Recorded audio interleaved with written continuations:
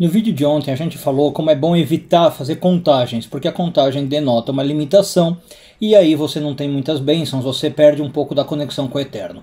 Hoje a gente vai ver uma prova, de que isso não é bom, vinda diretamente da Bíblia, da história do profeta Elias.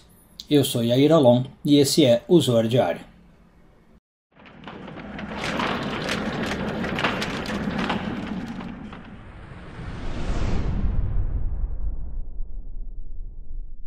Essa semana encerramos a leitura da porção de Pekudei, hoje focando nos parágrafos de 30 a 31 do Zohar, quarto ano de leitura. O Zohar menciona para nós uma das histórias que acontece com o profeta Elias, que é a seguinte. Elias está conversando com Deus e Deus fala para ele o seguinte: olha, você tem já uma viúva que eu reservei ela, vamos chamar assim, para ela te ajudar. E o Elias até pergunta, nossa, mas uma viúva para me ajudar? Desde quando, você, Deus, reservou isso? E Deus fala, antes do mundo existir eu já tinha separado essa viúva. E aí, tudo bem, a gente fica só sabendo disso. A história do que acontece com essa viúva está no livro de 1 Reis, no parágrafo 17, tá? Então Deus começa falando assim, ó, você vai lá para uma cidade, é um nome meio estranho, num terreno tal, e lá vai estar a viúva que eu reservei para você, que eu dei para você.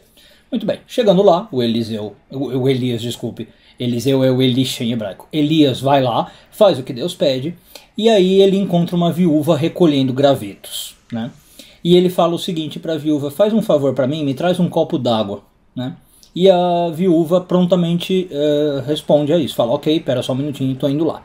Quando ela está indo para pegar a água, o Elias muda de ideia, mais ou menos, e fala assim, sabe o que, me traz um pão também. E aí a mulher fala, olha, pão eu já não vou poder ajudar, Eu te juro que eu não tenho nada assado na minha casa, eu tenho só um pouquinho de farinha, inclusive eu estava aqui no campo pegando uns gravetos para preparar alguma coisa, E eu ia fazer um pãozinho, alguma coisa bem básica para mim e para o meu filho, para a gente comer e morrer. É assim que ela fala, tá? Já vou explicar por quê. E aí o Elias fala o seguinte, não, pera, mas não faz assim não. Faz o pão, traz para mim primeiro e depois você faz um para o seu filho e um para você. E aí ela, não sei, num ato de fé, faz isso, E o que acontece? Se realiza um milagre. Fica pão suficiente, tanto para o Elias, para ela, para o filho comerem por vários dias. A Bíblia conta isso. Então vamos tentar entender o que está acontecendo aqui. Bom, primeira coisa, a gente vê uma das características do Elias, que eu acho que a gente já abordou aqui no Zohar Diário. Quando Elias aparece, é comum ele pedir comida. Então, uma das coisas que a Kabbalah fala é, se você está andando na rua e alguém te pede comida, pode ser o profeta Elias fazendo uma visita para você, e seria interessante você dar a comida para essa pessoa, porque ela pode ser o Elias, e aí você, se fizer isso, pede uma bênção em troca, tá? Pede alguma coisa para essa pessoa te dar espiritualmente, uma bênção. Então você fala, ó, eu te dou, mas eu quero uma bênção, tá? E deixa a pessoa abençoar. Se for o Elias, aquela bênção vai se concretizar. Bom, agora, o importante aqui é o seguinte, a mulher está representando aquilo que a gente falou no vídeo de ontem, o contar, a limitação, a falta de bênção e a falta de conexão com o Eterno. Então, como eu falei, ela fala uma frase meio estranha, que no primeiro momento parece errada, mas ela fala exatamente isso.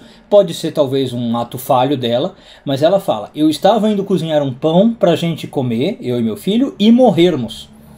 O engraçado é, porque deveria ser o contrário, eu estou indo cozinhar um pão para mim e para o meu filho para não morrermos. Mas ela fala morrermos. Eu consultei 2, 3 traduções, traduziram bem isso no hebraico. Se você quiser conferir na sua Bíblia, isso está no versículo, deixa eu só ver, versículo 12 do capítulo 17 de 1 Reis. Veja se a sua tradução está boa. Bom, e aí o Elias então entra como uma figura que reverte essa energia, Ele fala, não é para você viver dessa contagem, mas ele faz isso de uma maneira desafiadora, Ele não explica para ela o conceito espiritual por trás. Aliás, quando a gente olha a reação do Elias, parece egoísta, Ele fala o seguinte, não faz um pão para vocês, faz o pão primeiro para mim. O que é isso? Que tipo de comportamento é esse de um homem como Elias? Mas o que ele está tentando fazer é reverter a forma de pensar da mulher de um modo chocante, E ele também estava aproveitando para testar um pouco, talvez, a generosidade dela. Dar água ela tinha aceitado. Será que ela ia aceitar dar o pão? Felizmente a mulher aceita, entra na energia do Elias, faz o pão para ele, e aí ela muda, então, de um sistema de contagem de limitação para um sistema de abundância, representado pelo pão, então, que fica farto. Ela consegue dar para o Elias, consegue ter para ela e para o filho por vários dias. Então, como eu te disse, no vídeo de ontem a gente viu a importância de não contar ou evitar contar, e hoje a gente está vendo uma história prática disso, né? Às vezes a gente tem uma visão limitada das coisas, isso também é um aspecto de contar, né? A gente achar que aquele pouquinho é só para nós, para não sei o quê. Não, você tenta reverter o pensamento, tenta não pensar pequeno, tenta não pensar miseramente. Isso também é um aspecto de não contar, né? Quando você consegue não pensar desse modo, você está se conectando com bênçãos, está se conectando com fartura, está se conectando com abundância. Um bom dia a todos, Shabbat Shalom e tudo de bom.